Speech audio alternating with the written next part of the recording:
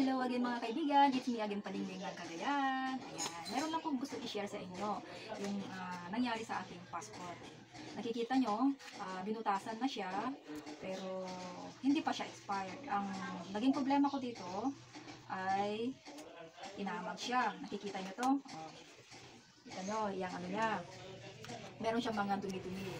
Saka dito niya, pero nung pumunta ako sa Maynila, nagpa-medical, tinanong ko sa BMW kung pwede pa yung aking passport kasi meron lang naman siyang ano, okay pa naman daw kasi yung clear pa dito sa number niya, tsaka ano, pero dito sa baba kasi may makita siyang may lamat siya. Kaya natuwa naman ako kasi nakaka-menos ako ng gastos, hindi ba? Pang-appointment, yan, nakameron sana ako. Pero tinawagan ako ng agency ko, ang sabi sa akin na pupunta tayo sa sigurado. So, kukuha na lang ako ng bago. Hindi siya expired. Ang expired pa nito, 2029 kasi isang beses nirenew ko ito ng 2019.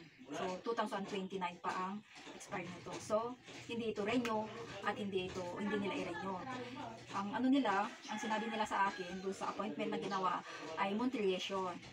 Nung nag-affidavit of Montellation yung ilalagay sa affidavit, pero dahil first time yung pinagkukuhanan ko lagi ng affidavit, nakapag-affidavit na kasi ako dati, pero loss. Ngayon yung bago nilang ano to, bago nilang record na gagawa ng ganitong affidavit. So, imbes na Montellation yung gagawin, ang ginawa nila, affidavit of explanation. Ayan.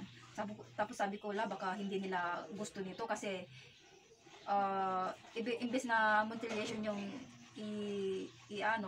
explanation. Ayan. Ito, affidavit of explanation. Yung sinabi, yung dahilan kung bakit nabasa yung passport ko, yung mga yung Thailand daw, ang sinabi ko na lang ng rason, yung magkakasunod ba na dati, yung mga bagyo, yung 5 magkakasunod dito sa Cagayan. Dito mismo sa Cagayan na lugar namin yung nangyari yun. Kaya hindi ko na, hinamag na pala siya noon. So, yun, ang ano ko. Tapos nung nasa Tuguegarao, kasi sa Tuguegarao ako, kumuha nito. Sabi nung guard, dapat Montellation yung ilalagay dito sa affidavit mo. Pero pupunta ka pa rin sa loob kung okay, kung i-accept nila itong affidavit of explanation yung aking dala. Kung naayaw naman, meron naman doon. Kaya lang, sayang naman kukuha. Tinanggap naman ito. Tapos na pumunta na ako doon sa mismong DFA, nakita na naman nila. Pakuha sila ng nakaserox na kasi ako. Sorry, nalukot na ito. Ito, nalukot na kasi dapat itatapon ko na ito. Sabi nila, clear pa. Ang gawin na lang natin, sabi niya, i-renew na lang, sabi niya.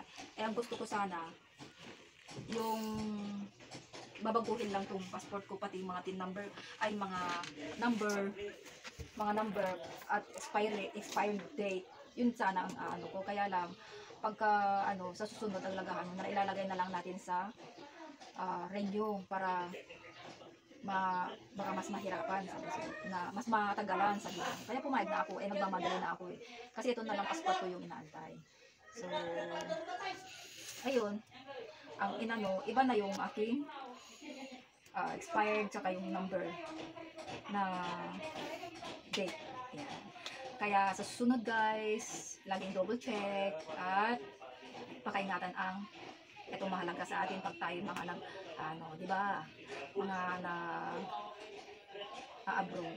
So, yun lamang po ang aking gusto i-share sa inyo na aking karanasan about sa aking passport.